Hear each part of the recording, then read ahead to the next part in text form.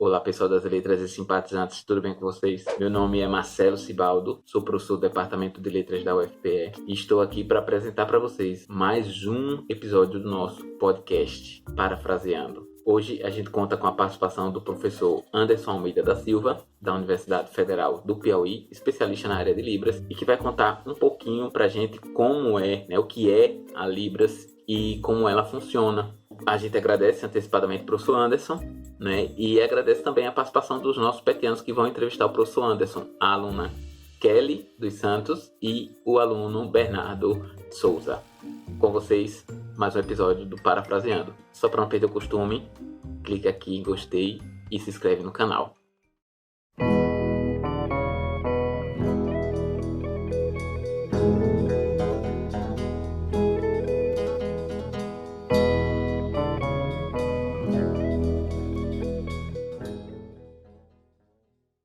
Oi, gente! Sejam bem-vindos ao Parafraseando, o podcast apresentado pelo Grupo PET e Letras da UFPE. Esse podcast tem o objetivo de discutir diversos assuntos que enlaçam as línguas. Nesse episódio do Parafraseando, nós trouxemos outro convidado especialista. Estamos hoje com o professor Anderson Almeida da Silva. O Anderson é especialista em Libras pelo IFPI em 2009, mestre em Letras, Estudos de Linguagem pela Universidade Federal do Piauí, a UFPI, em 2013, e concluiu seu doutorado em Linguística no ano passado, 2019, pela Unicamp. O professor Anderson trabalha com a interface sintaxe semântica da Libras, tendo como base a teoria gerativa. Além disso, também se envedera pela área de tradução, aquisição da linguagem e escrita da língua brasileira de sinais. Partindo dessa vasta formação, hoje nós iremos discutir com o professor Anderson a temática Libras, o que é e como funciona. Primeiramente, gostaríamos de apresentar a língua para somente então discutirmos algumas questões que envolvem a língua e também desmistificar algumas crenças, que infelizmente ainda permeiam boa parte da população brasileira por causa do senso comum. Professor, você poderia falar um pouco sobre o que é a Libras? Vamos lá. Então, obrigado ao PET Letras pelo convite. Eu estou muito feliz pelo convite. Queria agradecer na pessoa do professor Marcelo, a Kelly e o Bernardo, que estão me entrevistando. Primeiro, eu queria, antes de tudo, reconhecer o meu privilégio, né? Apesar de eu ter nascido numa família de pobres, eu sou branco e eu sou ouvinte, né? E é muito especial para mim estar falando sobre língua de sinais ou sobre surdez, não sendo uma pessoa surda. Então eu queria começar, antes de falar qualquer coisa, reconhecendo esse privilégio, porque eu sei que muitos surdos, né, poderiam estar falando agora da sua própria língua, e eu, como ouvinte, agora tenho o privilégio de estar falando sobre uma situação que não é uma situação que eu convivo, que é sobre uma surdez. Ou seja, por mais que eu entenda sobre língua de sinais e sobre surdez, eu nunca vou saber, né, o que é ser surdo, né? Então, nós, ouvintes, temos muito mais vantagens e privilégios do que os surdos, no sentido de que todo o conhecimento que a gente tem disponível sobre linguística, sobre gramática, sobre várias outras ciências, está disponível na forma das línguas orais. Então, isso causa uma limitação para os surdos, né, já que eles têm como língua materna as línguas de sinais e as línguas orais são uma segunda língua. Então, para mim, é uma posição de privilégio estar falando sobre a surdez, mesmo sendo uma pessoa ouvinte. E respondendo o que é a Libras é uma língua brasileira, não é, que ela é externalizada na forma de movimentos, né, do corpo. Ela é uma língua natural e, consequentemente, ela é uma língua humana. E é uma língua que possui uma estrutura hierárquica, uma sistematização, assim como outras línguas. E a diferença, né, mais saliente entre uma língua de sinais como a Libras e as línguas orais, como o português, é de que, ao invés de serem externalizadas pela boca, né, e serem recebidas, né, pelo ouvido, o canal de emissão de informações nas línguas de sinais são os articuladores motores, como as mãos, o corpo, e elas são percebidas pela visão. No entanto, a Libras, assim como outras línguas de sinais, são processadas nas mesmas zonas cerebrais, né, destinadas à comunicação, de outras línguas orais. Então, a Libras é isso, é uma língua tal qual outras línguas orais. Certo, professor. O que o senhor falou é bastante importante, né? Pelo fato justamente de nós estarmos nessa plataforma, né? Que é o podcast, que é majoritariamente é, com áudio, né? Através do áudio. Assim, o que a gente busca com o PET é fazer justamente esse englobamento de todas as comunidades. E aí, por isso que a gente vai disponibilizar também a transcrição de todos os podcasts que a gente fizer. Ótimo. Então, assim,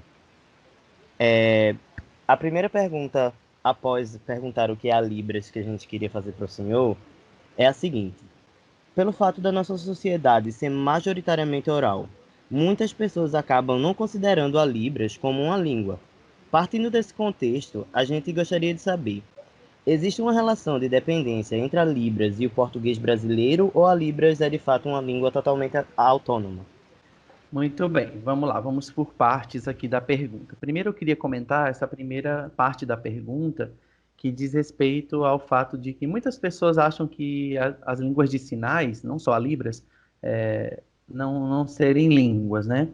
Então eu queria falar de um desses aspectos, que é a constante comparação das línguas de sinais com os gestos produzidos pelos ouvintes em alguns contextos. Então, por exemplo, muitas vezes, quando a gente está impossibilitado de usar a comunicação oral, né, quando a gente está, por exemplo, à distância de alguém, ou quando a gente está através de um vidro, ou quando a gente está numa situação de mergulho, enfim, ou quando a gente mesmo quer ofender alguém, mas não quer falar algo, geralmente a gente usa um gesto, né? Então, isso leva as pessoas a pensarem, né, erroneamente, de que os gestos seriam capazes de comunicar todos os aspectos de uma língua humana, né? Mas, na verdade, a gesticulação, a mímica, ela tem seu potencial comunicativo bastante limitado. Então,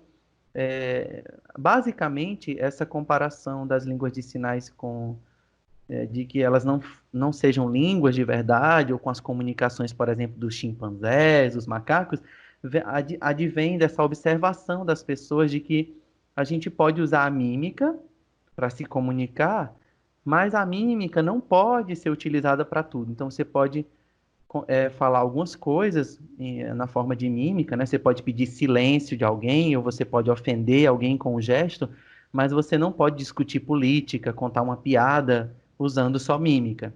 Então, essa é a diferença crucial entre ser unicamente uma gestualização adjunta ou paralinguística e ser realmente um sistema de comunicação sinalizado, né? E aí, agora comentando a outra parte da pergunta, que existe uma relação de dependência entre a Libras e o português, ou a Libras é uma língua de fato uma língua totalmente autônoma? E aí eu queria comentar sobre essas duas palavras que vocês destacam aí, que é relação de dependência e essa palavra totalmente. Então, assim, dependência, não. Definitivamente não. A Libras não depende do português brasileiro. Mas influência, sim, né? E eu vou explicar mais à frente por quê. Então, muitas pessoas especulam, por exemplo, como se as línguas de sinais poderiam ter sido inventadas por ouvintes, mas a verdade é que a nossa condição auditiva, ela não vai reclamar o uso integral da língua de sinais. A gente pode até fazer o uso de sinais, mas ele é um uso temporário. E isso vai nos diferenciar completamente dos surdos. E é por isso, até fazendo assim, uma leve digressão, que a gente sempre precisa inserir pesquisadores surdos né, nas pesquisas com línguas de sinais, porque a condição ouvinte ela é diferente da condição surda. Ou seja, os surdos são os únicos responsáveis pela criação e pela preservação das línguas de sinais. Ou seja, mesmo que os ouvintes tenham alguma influência nas línguas de sinais, a única razão da língua de sinais existir é a existência de surdos, né? O fato de muitos surdos estarem em contato com o português, né, e muitas pessoas vão dizer que isso é uma forma de um bilinguismo diglóssico. O que é um bilinguismo diglóssico? É aquele bilinguismo em que uma das línguas tem mais representatividade política do que outra, né? Então, por razões óbvias, os falantes de língua oral têm mais prestígio, porque os documentos, os livros, toda a política, todas as informações estão disponíveis na escrita da língua oral. E muitas vezes os surdos nesse contato com o português, seja na forma escrita, seja por forma da oralização, acabam por ter alguma influência na sinalização. E muitos estudos linguísticos têm apontado para esse fato. Inclusive, isso tem sido utilizado como uma variável, ou seja, fica muito claro de que os surdos, por estarem em contato com o português, a língua de sinais termina sendo influenciada, a sinalização termina sendo influenciada, né? Mas isso não tem nada a ver com uma dependência do português, da Libras em relação ao português, né? Uma prova disso que eu estou falando aqui para vocês, dessa influência, mas não dessa dependência que a Libras tem em relação ao português, é que, eu não sei se vocês sabem, mas cada surdo, ele é batizado com um sinal, que a gente chama de sinal pessoal. E esse sinal pessoal seria um tipo de substituto do nome dos surdos, né? Então, seria um nome visual, que pode ser uma marca do corpo da pessoa, uma característica física, pode ser uma característica comportamental da pessoa, se ela é uma pessoa nervosa, pode ser alguma coisa assim indicando, você lembra daquele nosso amigo que é nervoso? Ou então, lembra daquele nosso amigo que tem uma pintinha no rosto, né? Ou pode ser também alguma profissão que a pessoa exerça. Então, se a pessoa é enfermeira, lembra daquela fulana que aplica injeção? Enfim, é muito comum que os surdos tenham um sinal pessoal. E o que acontece é que, muitas vezes, surdos que não são escolarizados, ou seja, que não estão em contato com o português, às vezes eles sabem o sinal do outro surdo, mas não sabem como é o nome dele em português. Às vezes eu pergunto, como é o sinal do fulano? Ele diz, é esse. Aí eu digo, como é o nome dele? Soletra para mim. E eles, às vezes, não sabem. Ou seja, isso mostra que não necessariamente os surdos dependem do português para existir. Então, assim, eles conversam usando sinais, mas não necessariamente eles devem saber a palavra em português que seria equivalente ao nome de um sinal ou de uma pessoa específica. Então, isso, para mim, mostra claramente que, apesar de os estudos linguísticos mostrarem que, sim, os surdos bilíngues que têm mais contato com o português acabam por exibir alguma influência do português na Libras, a Libras não depende do português para existir. E isso é comum a qualquer comunidade que estejam em contato, né? Só para concluir, é muito mais comum no caso de que a língua oral influencie a língua de sinais e não o contrário. Por quê? Porque a língua oral é a língua majoritária, é a língua circundante, é a língua que tem mais influência política. Então, termina que os surdos são mais influenciados porque estão em contato com essa língua oral, mas não o contrário, né? Então a gente não espera, ou a gente espera muito pouco que a língua oral fosse influenciada pela sinalização, a não ser nos casos de ouvintes filhos de pais surdos, que usam tanto a língua de sinais que acabam por exibir alguma interferência na sinalização. Agora que compreendemos, né, que a Libras é uma língua que independe do português, já que ela possui esse funcionamento próprio, gostaríamos que o senhor discutisse um pouco sobre a estrutura dessa língua, da Libras. A língua brasileira de sinais, ela tem uma gramática? E caso ela tenha, como ela funciona e como se diferencia tanto das línguas oralizadas quanto das sinalizadas? Sim, as línguas de sinais possuem uma gramática. E aqui eu queria deixar claro, né, qual é o conceito de gramática que eu estou trabalhando, né? Dentro da filosofia ou da teoria gerativa, que se aproxima do que a gente pensa como gramática também em outras teorias. como estruturalismo, funcionalismo. Eu acho que em nenhuma dessas vertentes as pessoas negam de que os indivíduos possuem uma gramática interna ou algum nível de sistematização ou organização interna da língua, embora a gente esteja interessado em observar esses objetos de maneiras distintas. Então, sim, as línguas de sinais e a Libras têm uma gramática, não é? Inclusive, bem no começo, nos anos 60, quando o William Stoke publicou uma tese dizendo que as línguas de sinais elas tinham unidades mínimas distintivas, trocando, grosso modo, eu vou chamar de fonemas, tá? Então, ele disse que as línguas de sinais tinham fonemas, assim como as línguas orais, porque as palavras eram organizadas a partir de unidades menores que serviam para distinguir uma palavra da outra. Isso causou muito espanto, né, para os linguistas de línguas orais, já que toda a teoria da linguística ela foi basicamente desenvolvida em cima de exemplos de línguas orais. Inclusive, as pessoas até questionaram no começo, mas como é que esse homem está falando que essa língua tem uma fonologia se é uma língua que não tem som, não é? Mas a gente vai ver no final de que, embora o que a gente tenha nas línguas de sinais sejam contrastes de movimentos ou de localizações das mãos ou de forma de mão, a função que isso tem dentro do sistema linguístico é a de estabelecer o contraste entre palavras, ou seja, independentemente da substância fônica ser o som ou a imagem ou o tato, né, no caso dos surdos cegos, a gente sabe que eles têm a mesma função.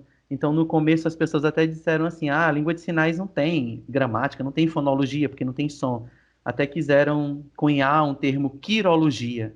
Mas depois a gente viu que essa discussão não seria tão útil, já que essas estruturas teriam a mesma função. Então, ali nos anos 60, 70, os linguistas estavam muito preocupados em mostrar que as línguas de sinais eram línguas naturais, humanas e que tinham gramática, né? No Brasil, por exemplo, a gente tem que reconhecer os trabalhos da professora Lucinda Ferreira Brito, né, com o livro Por uma Gramática de Língua de Sinais, em 95, que esse ano faz 25 anos, né, dessa publicação.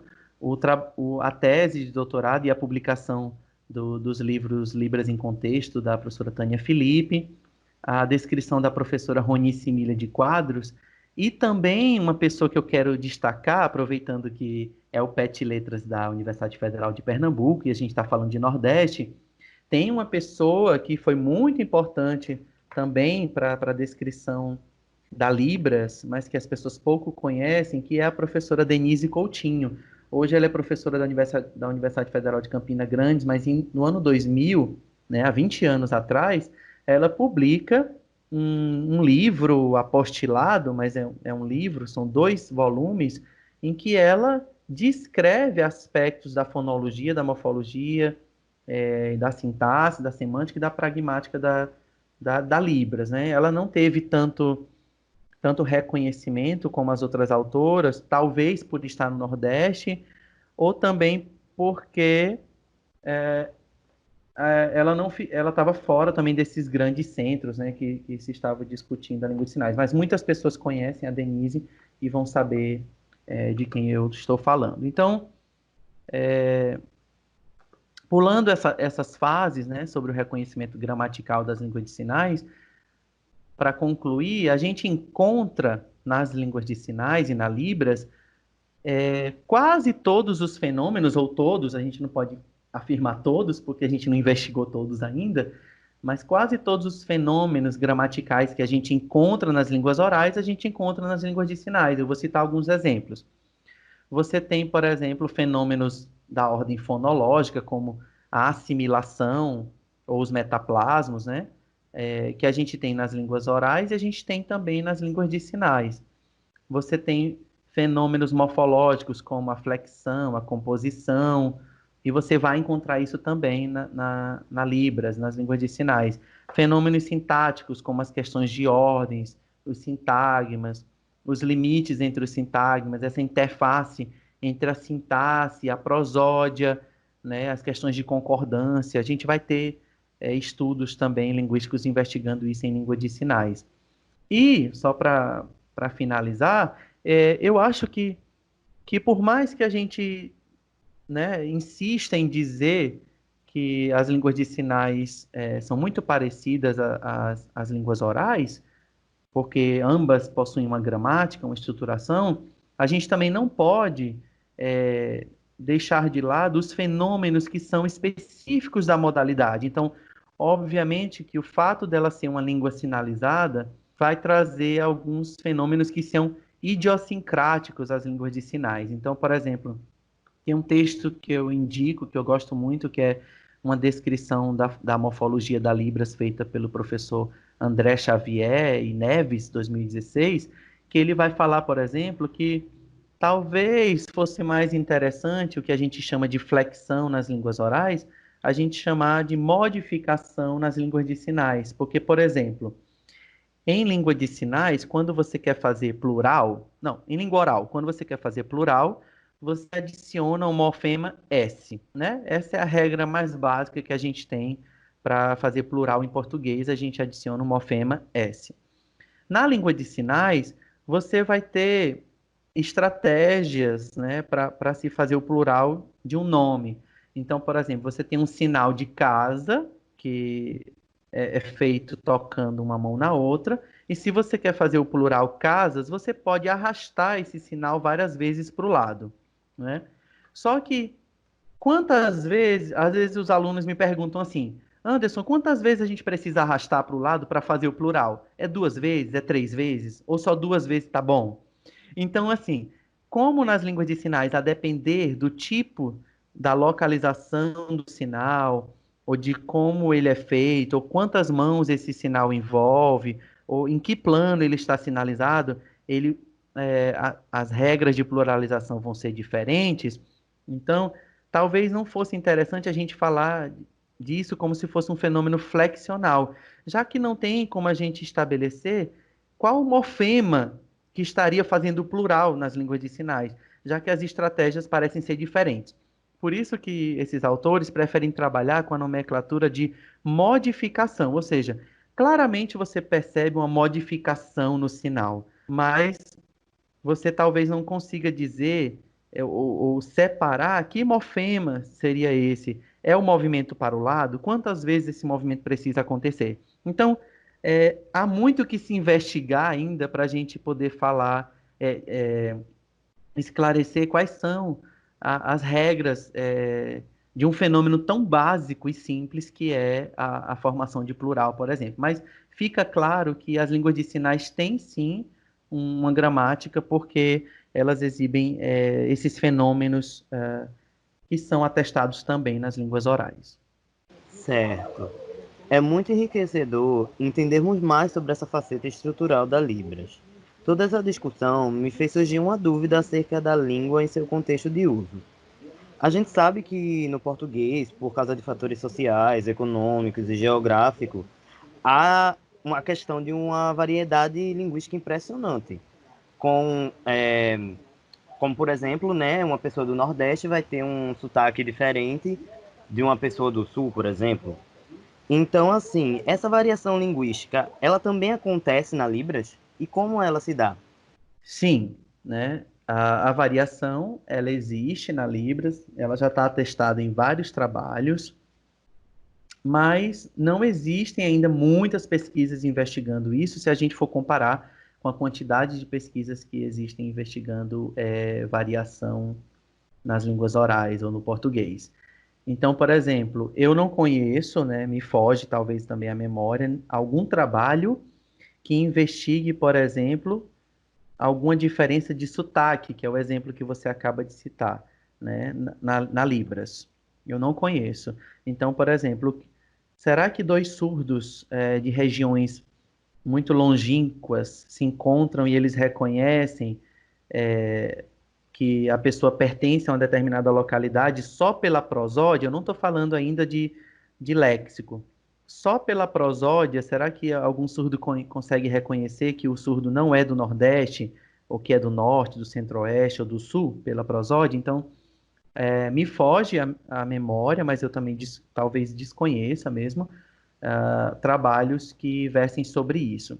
O que eu conheço, né, de trabalhos na Libras é que a gente tem sim uma vasta variação lexical na Libras. Então, do mesmo modo que a gente tem variação lexical no português, como por exemplo tangerina, mexerica, né, aipim, macaxeira, nós vamos ter sinais diferentes, né, utilizados para o mesmo conceito. Então, por exemplo, um sinal como também, ele tem muitas variações no Brasil, né?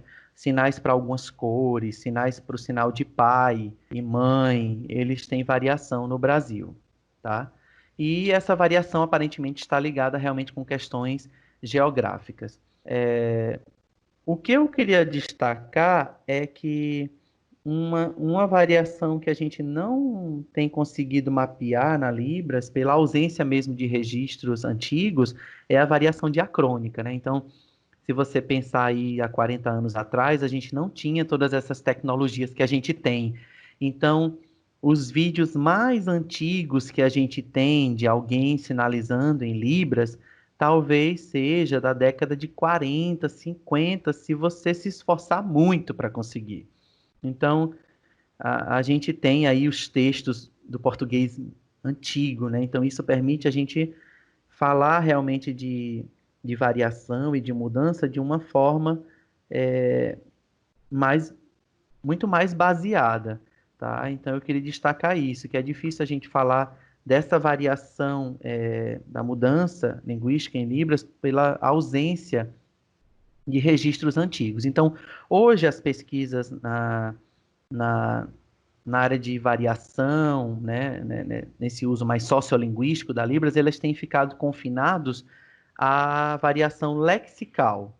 Então, a gente não tem, por exemplo, estudos na área de variação gramatical. Na verdade, esses estudos estão começando a ser feitos agora, e eu queria destacar o trabalho da professora Angélica Rodrigues, da Unesp de Araraquara. Ela tem ela tem trabalhado na construção de um corpus, ela tem utilizado também o corpus que a professora Ronice Miller de Quadros organiza na UFSC, né, para mapear alguns tipos de variação, e ela tem, por exemplo, encontrado alguns fenômenos interessantes, como, por exemplo, a gramaticalização, que é um tipo de variação, né, que leva a uma mudança linguística. Então, ela tem visto, por exemplo, sinais mudando, né, e começando a funcionar, por exemplo, como conjunções na Libras, né? Então, assim, trabalhos como esses que mapeiam essas questões da variação gramatical, que é a variação que está ali realmente no centro dos estudos sociolinguísticos, né, fundados ali pelo Labov, são escassos na Libras. Então, na verdade, no Brasil, as pessoas têm usado as variáveis da sociolinguística mais para pesquisar a variação lexical. Então, pouco tem sido feito ainda em relação à variação gramatical.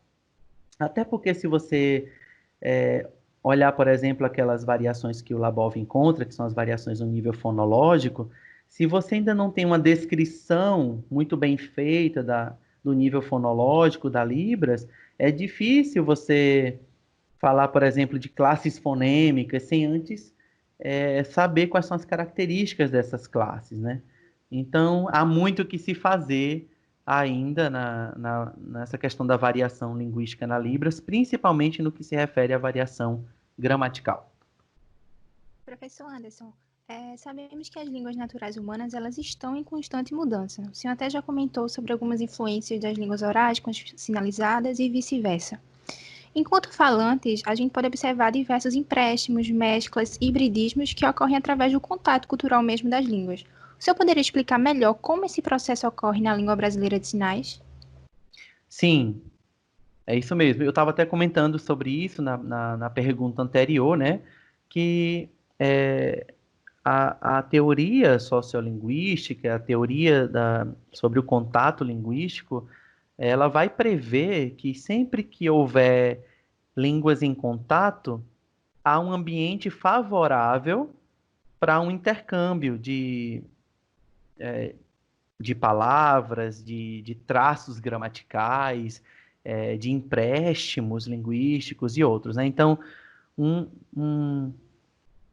as condições que favorecem a diversificação são diferentes daquelas que favorecem a homogeneização, né, das línguas. Então, sim, sempre que há contato entre línguas há empréstimos. Então, por exemplo, na Libras, a gente observa que muitos sinais, às vezes, incorporam as letras iniciais do português. Então, por exemplo, o sinal de flor em Libras vai utilizar uma letra do alfabeto manual, que é a letra F, então a mão numa certa forma, que a gente assume como sendo uma forma visual, né, manual da letra F, no nariz, né, porque está ligado com a questão do cheiro.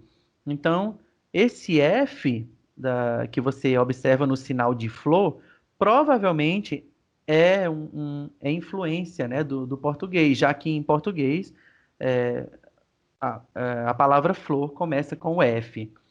Então, um exemplo mais complexo dessa influência do português na língua de sinais seria, por exemplo, o uso de preposições. Então, se você olhar os falantes de Libras, até onde a gente conhece, né, os surdos não utilizariam muito preposições, como, por exemplo, para, não é? Que é uma preposição que introduz aí no português o receptor, o beneficiário de alguma ação, né? Eu entreguei o livro para Maria. Então, geralmente, o que os surdos fazem é eu entreguei Maria, livro. Eles não utilizariam esse para. Só que alguns surdos, por estarem em contato com o português, terminaram por, vamos dizer, inventar, né? Criar um dispositivo, um sinal para, que é um sinal que, por coincidência, ou por não coincidência, começa com P, mas ele tem um movimentozinho, ele começa na cabeça e ele se desloca, assim, como se fosse para aquela pessoa. Então, veja, o que acontece aí? Claramente, o surdo que utiliza esse para é um surdo que tem o contato com o português, né? Então, e muitos surdos vão dizer que esses surdos não estão falando Libras, porque ele está usando uma forma que não é necessariamente da Libras. Mas isso é comum quando línguas estão em contato, ou seja, esses tipos de mudança, né, eles ocorrem por conta justamente desse contato, que é o que vocês estão falando. A gente observa essas mesclas, os hibridismos, e, na verdade, eu até escrevi um texto sobre isso, quem quiser pode procurar, eu e a professora Angélica Rodrigues, que eu citei. Na verdade, muitos surdos, por um bom tempo, falavam, né, que isso seria prejudicial a Libras, porque, na verdade, o português estaria invadindo a língua de sinais. Mas, na verdade, se a gente olhar dentro da perspectiva sociolinguística, isso funcionaria como um marcador de que, na verdade, a Libras é uma língua viva e que ela está sujeita aos mesmos fenômenos que as línguas orais. Então, do mesmo jeito que acontecem empréstimos, né, entre as línguas orais, vão haver também empréstimo entre línguas que estão em contato. Então, o fato do surdo utilizar essa preposição que começa com P em Libras, que vem do português, mas dele ter feito esse movimento, dele ter adicionado esse movimento de deslizar até a outra pessoa, isso indica que ele está fazendo algum tipo de acomodação fonológica.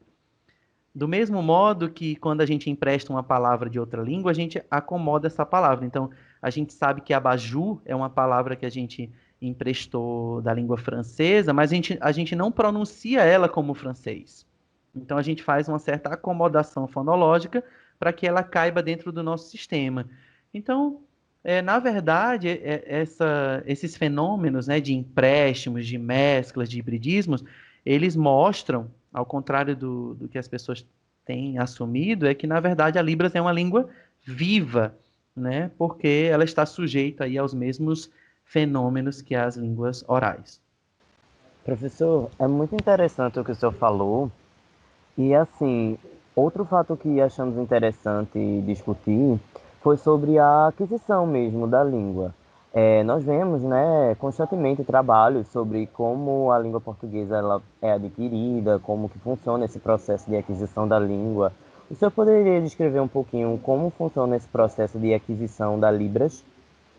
Ok, vamos lá. Para poder fazer justiça aqui com meus colegas pesquisadores, é sempre difícil é, fazer um resumo, né, sem deixar de fora. Então, eu peço desculpa se eu não estou citando algumas pessoas que, na verdade, são muito importantes também, né, nessas descrições.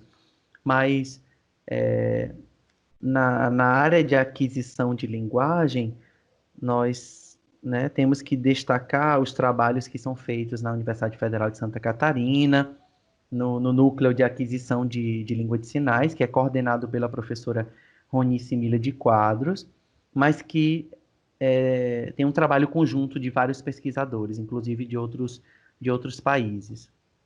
Então, se você pegar trabalhos como, por exemplo, da Lodeni Carnop, que até onde eu saiba, é uma das primeiras descrições da aquisição de libras por crianças surdas no Brasil, é uma tese uh, dos anos 90, acredito que mais ou menos 99 por aí.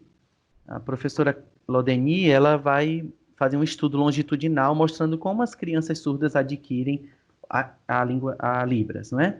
E a partir desse trabalho, muitos outros foram feitos. Então, a gente tem nomes importantes aí internacionalmente, como a professora Laura Petito e outros, ok?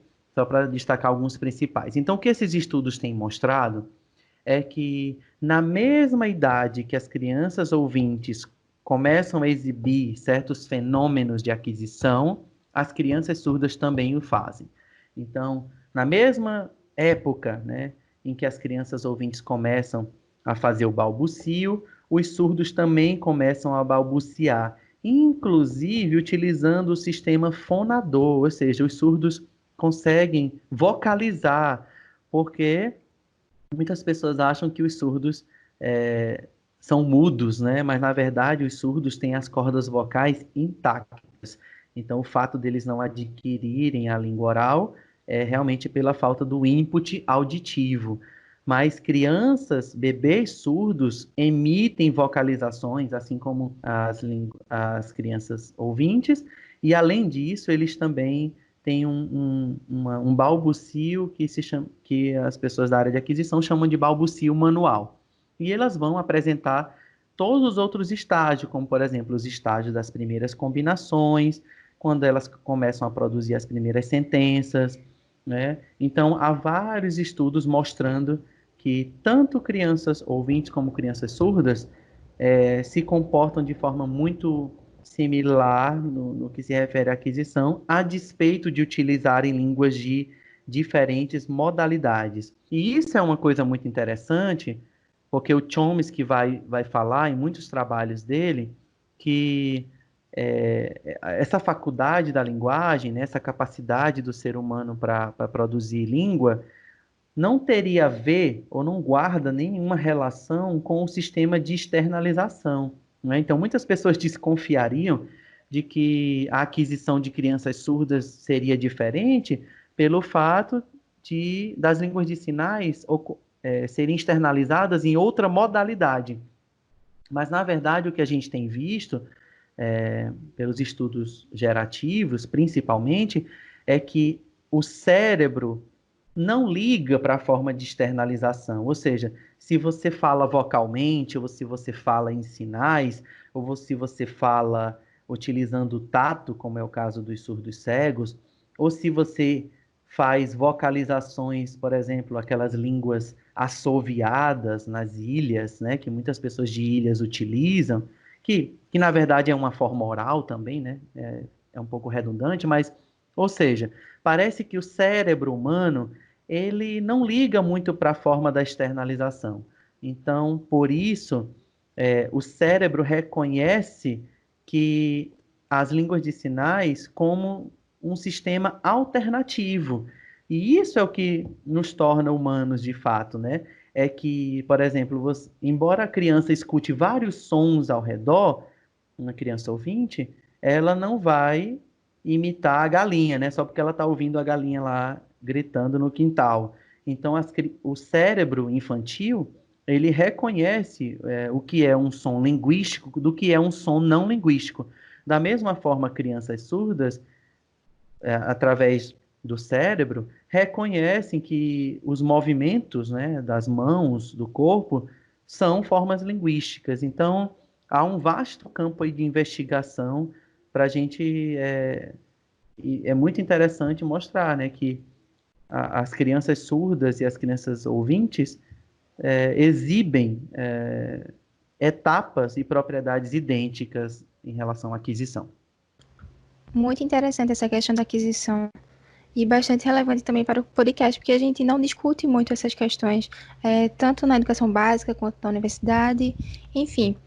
Professor, entrando mais nessa parte, principalmente da educação, a gente sabe que no ensino do português é feito através de eixos de ensino, né? Então a gente tem a leitura, a escrita, a análise linguística, a oralidade. Mas no caso da Libras, que ela tem essa modalidade espaço-visual, também há eixos de ensino similares do português ou não?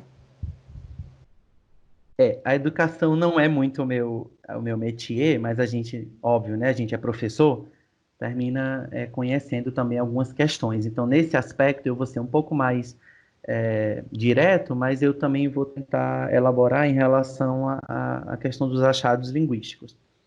Então, hoje, ainda não há um currículo desenvolvido para o ensino de Libras como língua materna, né? Como a gente tem, por exemplo, para o português nas bases curriculares nacionais. A não ser, né, em São Paulo, se eu não me engano, ou em algumas iniciativas específicas, como algumas escolas particulares no Brasil, que já têm currículos, algumas escolas, vamos dizer, ditas especiais, que desenvolvem currículos para o ensino de língua materna. E aí eles vão trabalhar essa língua dentro de várias perspectivas, que é o que vocês estão falando aí. A leitura, a escrita, né, a oralidade e outros. Mas a gente não tem isso ainda de forma universalizada no Brasil, né? Uma questão só que eu gostaria de comentar é para o fato de que as pessoas confundem quando elas falam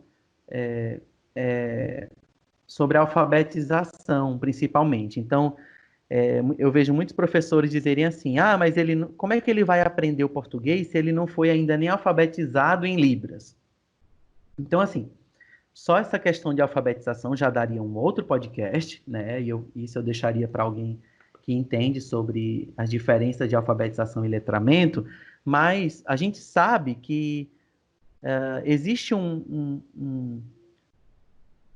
uma perspectiva dentro da alfabetização que é a perspectiva de ensinar realmente, ou de capacitar o indivíduo para que ele possa desenvolver o registro e a decodificação desse registro na língua materna, né? Então, isso vai levar a uma longa discussão. Por quê? Porque as línguas de sinais, elas possuem algumas tentativas de escrita, mas a gente ainda não tem um sistema de escrita convencional e universalizado como a gente tem o alfabeto que a gente utiliza em português e que é compartilhado com outras línguas, né? A gente compartilha o nosso alfabeto com, por exemplo, línguas como o inglês. A pronúncia é diferente e a posição também dos sons é diferente, mas a gente compartilha o mesmo sistema, o mesmo código, né? Os mesmos grafemas. Então, para que isso que vocês estão me perguntando possa se desenvolver, é necessário que a gente tenha no Brasil o que os surdos chamam de escola bilíngue. Ou seja, somente uma escola em que a língua de instrução seja a Libras, é que os surdos vão poder começar a desenvolver um currículo, né, que prestigie, né, as formas produzidas na sua própria língua, ou seja, com livros escritos em língua de sinais, ou vídeos em língua de sinais, as aulas em língua de sinais, sem essa dependência tanto de que a gente fique fazendo essa analogia eterna da alfabetização com o português. Então, muita gente pensa de que o surdo deve ser alfabetizado em português. E não é isso, né? Muitos surdos, pelo fato de conviverem com o português na escola, eles terminam aprendendo a escrever, mas eles não têm uma percepção acústica daquelas palavras. Então, muitas vezes, o que o surdo faz é uma aquisição visual da escrita do português. E isso nos leva ao engano de que ele sabe que som tem aquelas palavras. Então, muita gente confunde uma alfabetização, vamos dizer, em língua de sinais com uma alfabetização em português. É bom a gente deixar essas coisas separadas. Então, hoje o que existe na nossa estrutura educacional é o surdo tem um auxílio em Libras na sala de aula, mas ele não tem uma disciplina para o ensino da sua língua materna, Libras, e ele também não tem uma disciplina chamada alfabetização de Libras.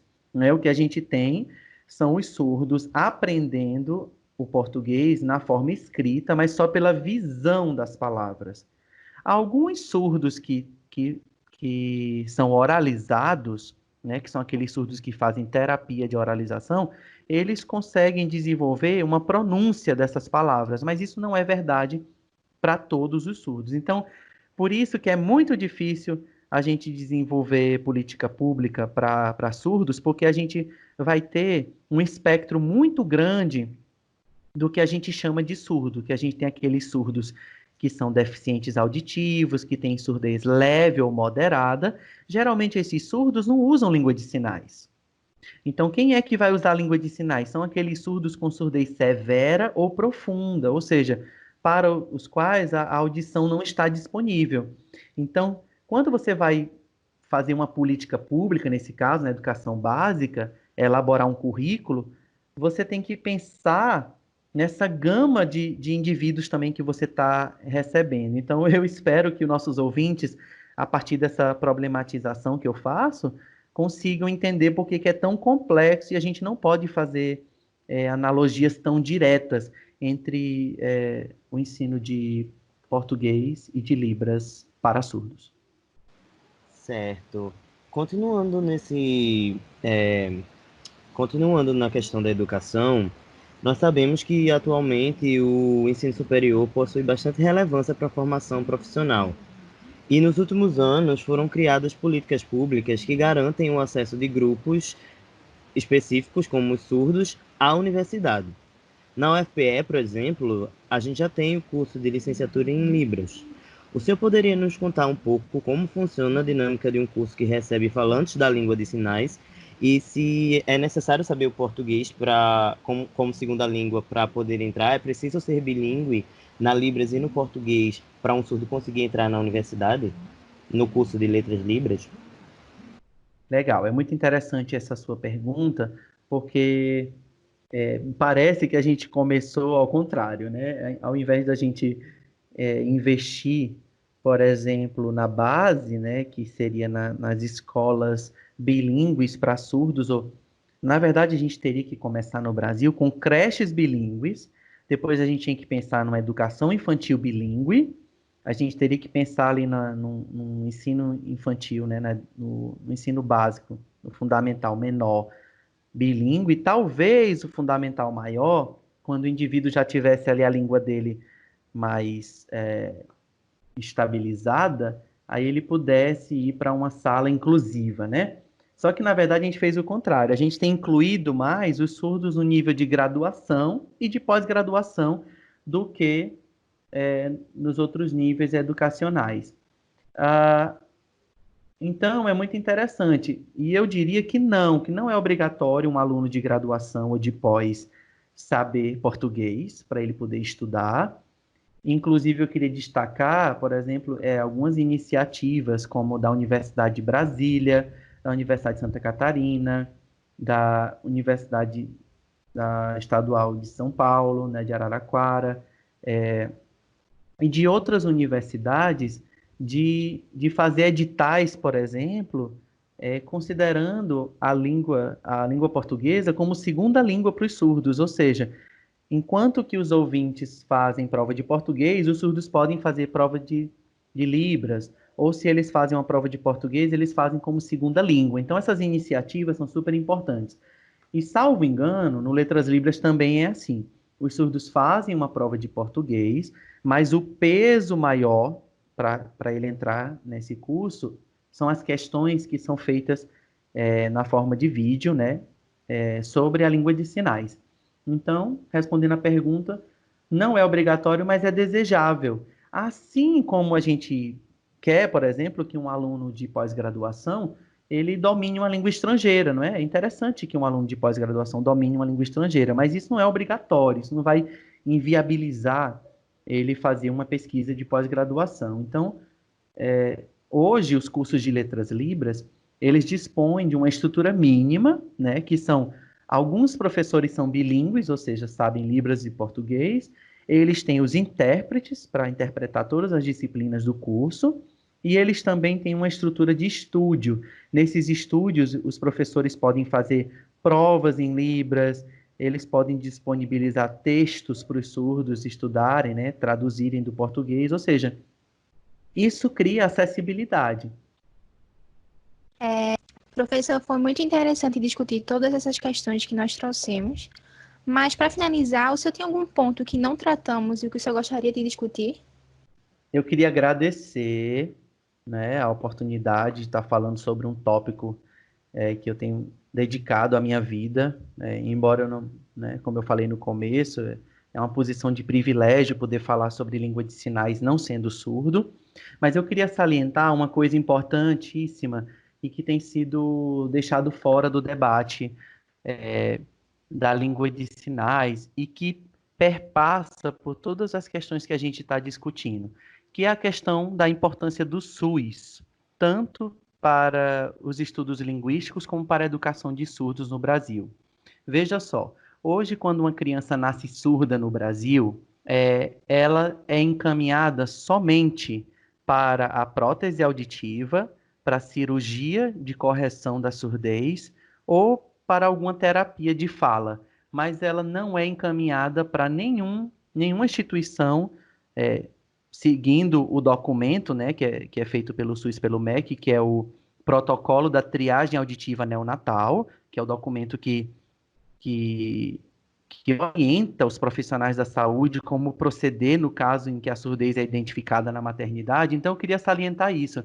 Nesse fluxograma, que é elaborado pelo SUS, não há nenhuma indicação para que os pais sejam orientados em relação à possibilidade dos surdos, né, das crianças nascidas surdas no Brasil, utilizarem uma língua de sinais. O que me entristece muito como pesquisador, porque eu dediquei a minha vida, né?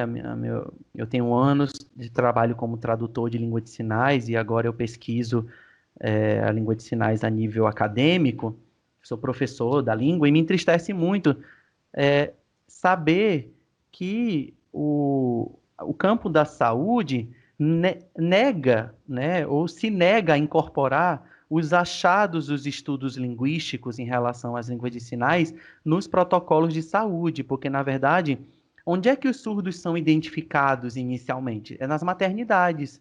Ou seja, a gente não pode esperar que o surdo chegue na escola com 5, 6, 7 anos sem saber falar o português, porque em alguns casos, ou na maioria dos casos, como tem sido reportado na literatura, as terapias de correção de fala não funcionam, e ele também não sabe uma língua de sinais porque a gente não tem estruturas institucionais para que eles possam adquirir a língua de sinais, como, por exemplo, uma creche bilíngue, uma creche em língua de sinais, né? Um programa em que os pais pudessem aprender a língua de sinais, mas que isso, na verdade, a gente não quer que isso se torne uma obrigatoriedade, mas que fosse incluído como uma possibilidade.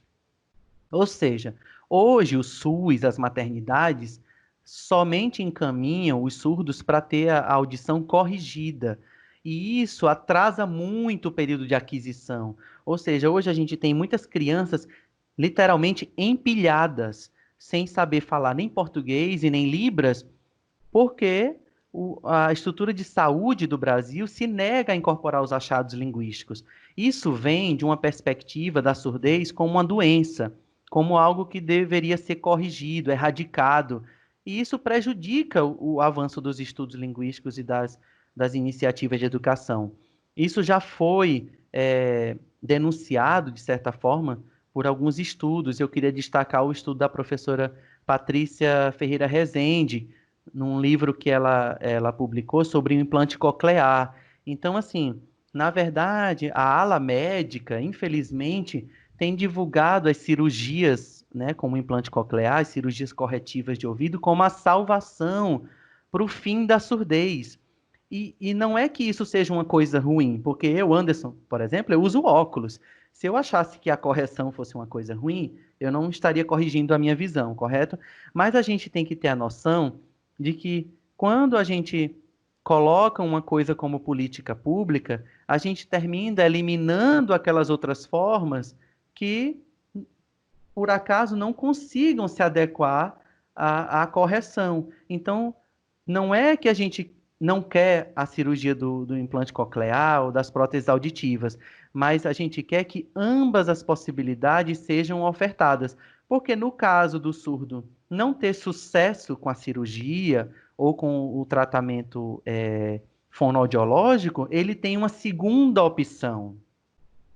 E a gente não pode criar uma expectativa de um indivíduo que é igual ao ouvinte, né? Então, se você acha, por exemplo, que a única maneira do surdo existir em sociedade é se ele tiver a sua audição corrigida, você termina jogando na lata do lixo aqueles surdos que, por acaso, não tiveram sucesso na correção da audição, né? Então, a gente tem que parar de criar essas conceptualizações do que seria o padrão normal, né, e desviante. Então, isso me causa muita tristeza, porque a gente está investindo dinheiro na graduação do Letras Libras, a gente investe dinheiro na pesquisa de pós-graduação para a gente mostrar que a Libras é uma língua, que ela é processada no cérebro humano, tal qual as línguas orais, né, que a educação de surdos pode acontecer e deve acontecer, mas que simplesmente o Brasil ignora. Então, seria o caso mesmo da gente levar isso para as cortes internacionais, né? Porque o Brasil hoje ele negligencia um direito linguístico do indivíduo, do ser humano, que é o surdo nascido no Brasil pode ter uma língua aprendida de uma forma natural e espontânea. E quando eu falo de uma língua natural e espontânea, veja só, o surdo só aprende o português mediante treino e esforço. Se eu colocar um surdo rodeado de ouvintes, ele não vai aprender português naturalmente.